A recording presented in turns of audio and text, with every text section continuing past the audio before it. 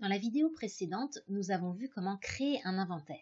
Voyons comment réaliser les inventaires et les gérer. Dans le sous-menu Inventaire en cours, on accède à la liste des inventaires disponibles non clôturés. À titre d'exemple, 3 inventaires types ont été créés pour expliquer leur fonctionnement. Il est possible de démarrer ou continuer un inventaire en cliquant sur l'icône Bloc-notes. On peut également exporter la liste de l'inventaire en cours au format CSV en cliquant sur le bouton vert.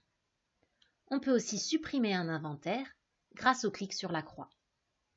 Prenons le premier exemple, un inventaire sans filtre et sans préchargement des produits. C'est le type d'inventaire le plus libre puisqu'il n'a aucune contrainte.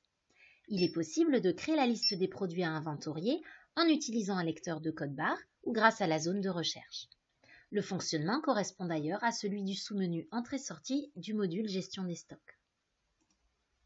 De base, l'inventaire est configuré en mode direct. Dans ce mode, on peut renseigner la quantité soit en bipant autant de fois que souhaité le même produit, chaque bip compte pour 1, soit en saisissant la quantité réelle au clavier. Dans les deux cas, le produit inventorié est toujours remonté en première position. À noter qu'un petit temps de latence est nécessaire, c'est indiqué par une brève surbrillance de la ligne en vert.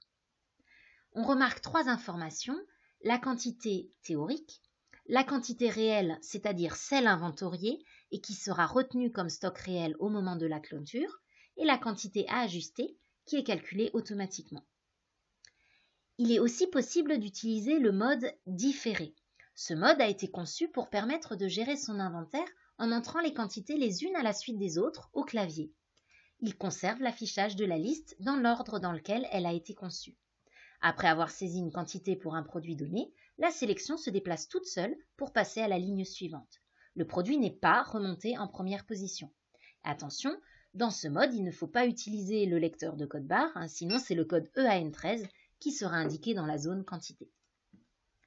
Quel que soit le mode choisi, il est aussi possible de modifier le prix d'achat d'un produit. Et sur le côté droit de la ligne de chaque produit, l'icône avec une petite flèche permet d'ouvrir dans une nouvelle fenêtre la fiche produit dans le back-office de PrestaShop. L'icône en forme de croix permet tout simplement de supprimer le produit de l'inventaire avec un message de confirmation. Attention, ce produit ne sera pas inventorié. C'est différent de mettre un produit à 0, il faut alors indiquer la quantité à 0 pour l'enregistrer et non pas le supprimer de l'inventaire. Si pour une raison ou une autre il est nécessaire d'interrompre l'inventaire en cours, on peut cliquer sur Retour, l'inventaire sera conservé. Que ce soit quelques minutes ou quelques jours plus tard, on retrouve exactement l'inventaire dans l'état dans lequel on l'avait laissé. On a également la possibilité d'exporter l'inventaire en cours au format CSV, ce qui permet de l'exploiter autrement. Lorsque l'inventaire est terminé, il faut le clôturer en cliquant sur le bouton en bas à droite. Un message demande la confirmation. Attention, une clôture est définitive, elle ne peut pas être annulée. Voyons un exemple d'inventaire avec filtre et sans préchargement des produits. Ici, on a filtré uniquement la catégorie exotique. On clique sur l'icône bloc-notes pour faire l'inventaire. Toutes les règles précédentes s'appliquent. Par contre, comme on a défini un filtre, un produit qui ne répond pas aux critères est refusé. Un message s'affiche pour l'indiquer.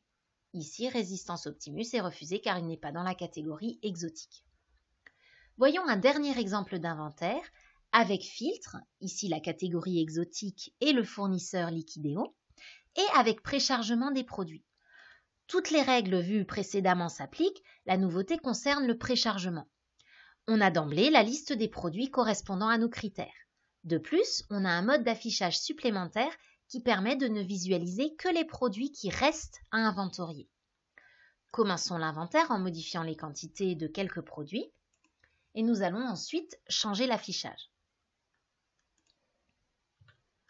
On clique sur « Reste à inventorier ». Sur les 6 produits théoriques, il n'en reste plus que 3 à inventorier, donc 3 affichés dans ce mode. Un rappel important, si on choisit de précharger les produits, il sera nécessaire d'inventorier l'intégralité de la liste affichée avant de pouvoir clôturer. Sinon, les produits qui n'auront pas été inventoriés seront mouvementés à 0 sans pouvoir revenir en arrière. Lorsque l'inventaire est terminé, on le clôture en cliquant sur le bouton à droite comme expliqué précédemment. Un dernier point important, La clôture d'un inventaire tient compte des éventuelles commandes clients qui auraient été réalisées entre le démarrage de l'inventaire et sa clôture. Il est donc tout à fait possible de réaliser un inventaire sur plusieurs jours, par exemple, sans avoir à le finaliser de suite. Une autre vidéo montre comment gérer les inventaires clôturés.